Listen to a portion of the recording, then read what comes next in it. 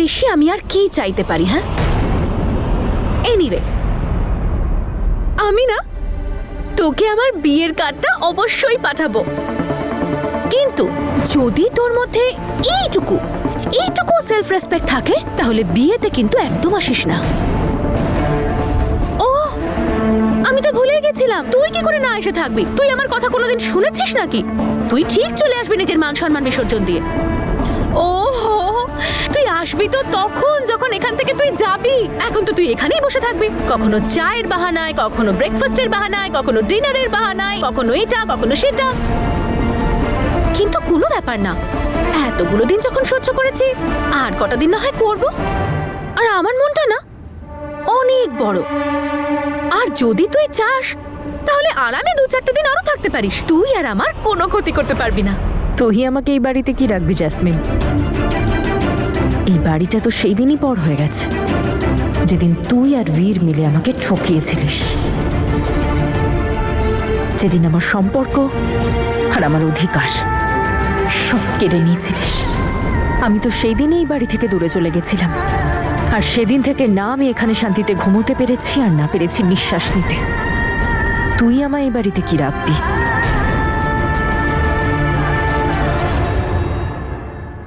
যে মেয়েটা আমার মেয়েকে আমায় ফিরিয়ে দিল, চোখের পলকে সে কেমন দূরে চলে গেল, আর আমরা কিচ্ছু করতে পারলাম না।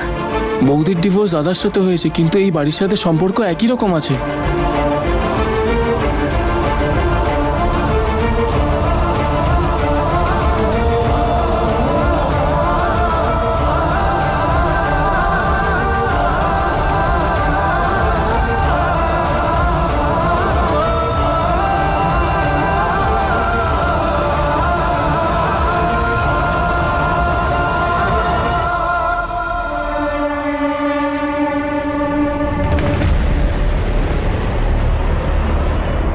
মেসোমশাই, বেআই মশাই, আপনি এখানে? সব ঠিক আছে তো? বাবা আমাকে নিতে এসেছে।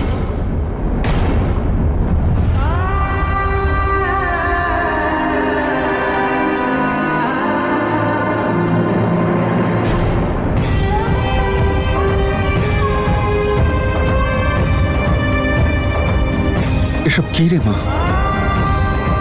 না, তুই কোথাও যাবি না। বাবা, তুই এখানেই এই বাড়িতে আমাদের সাথে থাকবি। আমার যা কাজ ছিল তা সম্পূর্ণ হয়ে গেছে। এখন আর এই বাড়িতে থাকার কোনো কারণ নেই আমার কাছে। তাই প্লিজ এইবার আমাকে আর আটকাবেন না।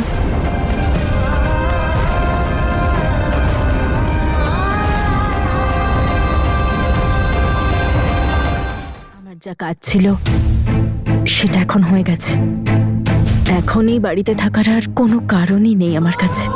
প্লিজ এইবার আর আটকাবেন না আমায়। তোর সম্পর্ক তো শুধু বীরের সঙ্গেই ছিল, আমরা তো তোর কেউ নই।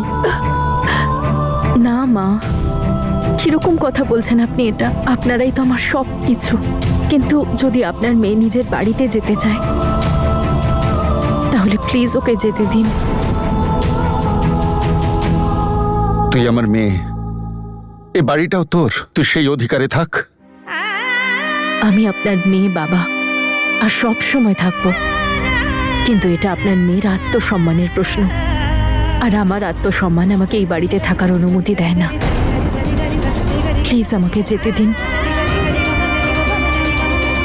ঠিক আছে, তুই যদি সেটাই চাস তুই যা মা। তবে যেখানেই থাকবি মাথা উঁচু করে থাকবি, তোর আত্মসম্মানে যেন আঘাত না লাগে। তোকে আশীর্বাদ করছি, সুখে থাক তুই। যাওয়ার সময় যদি কিছু চাই বারণ করবেন না তো। আমার একটা রিকোয়েস্ট আছে বাবা, আপনার এই আশীর্বাদ ভিড আর জেসমিনের মাথার উপরও রাখবেন।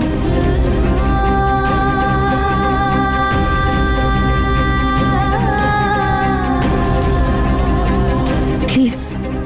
না, ওরা যেভাবে খুশি বাঁচুক, আমি ওদের কিচ্ছু বলবো না, আর ওদের আশীর্বাদও করব না। আর হ্যাঁ, আমার কাছে এই আশা করিস না, কারণ সবার মন তোর মতো বড় নয় রে মা। তোর সুখের থেকে বেশি আমার কাছে আর কিচ্ছু নয়। যেতে যেতে বাবাকে তুই একটা কথা দিবি, তুই একাডেমি কখনো ছাড়বি না। একাডেমিটা আমার পরিবারের, এই বংশের। তুই যদি একাডেমিতে থাকিস তাহলে আমরা ভাববো তুই আমাদের সাথেই আছিস। কথা দে মা। তনু, এই বাড়িটা সব সময় তোর, যখন খুশি আসবি। কখনো ভাবিস না তুই আমাদের বৌমা, তুই তো আমাদের মেয়ে।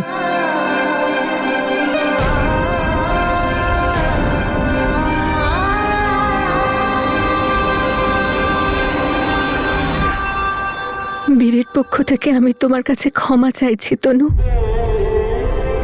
ও জানে না ও কি হারালো। না মা,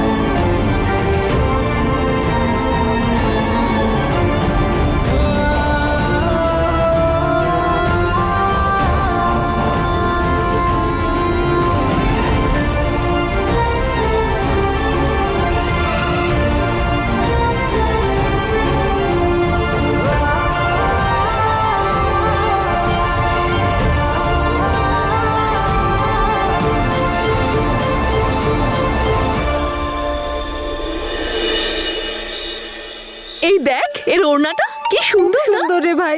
আজ আমাকে এই ড্রেসটা পরে একদম পরীর মতো লাগবে। আর দেখ এর সাথে না আমি সিলভারের ব্যাঙ্গেলস পরবো। দেখ। আচ্ছা জেসমিন, বীরের বাড়ির লোক কি বলবে? আমার কিন্তু খুব ভয় করছে। সুইটি তুইও না অকারণে সবসময় টেনশন করিস। আরে আমি বলছি তো এ বাড়ির সব কটা বুড়ো বুড়ি এখন বাইরে গেছে, এখন এ বাড়িতে কেউ আসবে না। আমি নিজের কানে শুনেছি ওরা সব দেরি করে আসবে। তাহলে এখন বাড়িতে কে কে থাকলো? সিমরান আর মাহি, ওদেরকে আমি সামলে নেব। তুই তো শুধু এইটুকু ভাব যে আজ আমাকে দেখতে কি সুন্দর লাগবে।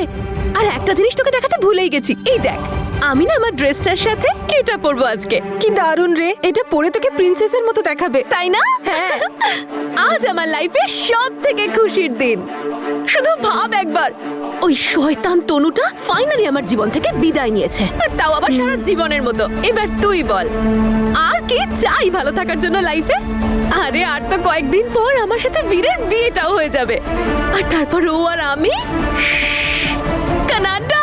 আচ্ছা বীরকে দেখতে পাচ্ছি না তো, ও কি পার্টিতে আসবে না নাকি? সুইটি একটা কথা বলতো, আমরা ছেলেদের ব্যাচেলর পার্টিতে জয়েন করতে পারি? বল না। তাহলে বীর এসে কি করবে আমাদের মেয়েদের পার্টিতে? আর এমনিতে ও তো ইনভেস্টরের সঙ্গে দেখা করতে গেছে।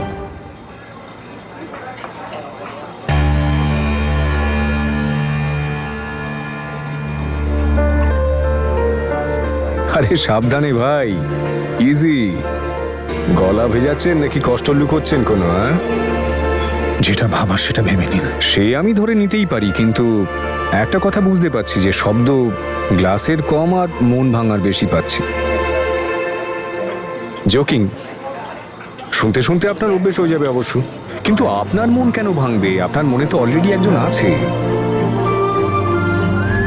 কিন্তু আপনার মুখ দেখে মনে হচ্ছে আপনি স্টেশনে যেতে লেট করেছেন।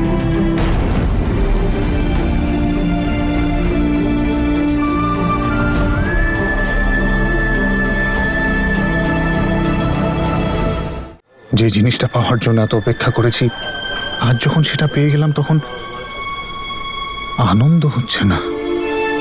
প্রয়োজনের চেয়ে বেশি খরচা করলে এরকমই একটি অনুভূতি হয়।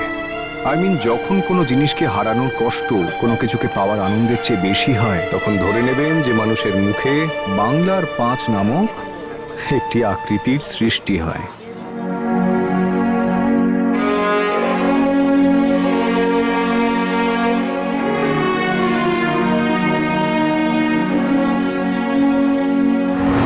देखना था मगर क्या दिखा, किस्मत में शायद यही था लिखा। क्या देखना था मगर क्या दिखा, किस्मत में शायद यही था लिखा। वारियां वारियां थी जाने वारियां, वारियां वारियां थी जाने वारियां। हारियां हारी मैं ते सब हारियां, टूटे हैं पंख रह गई उडारियां।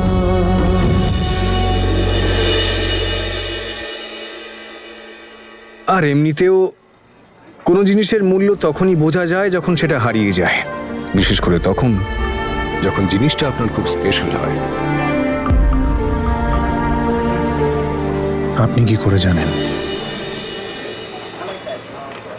আপনিও কি বহুমূল্য কিছু হারিয়েছেন? কি হলো, কিছু বলুন।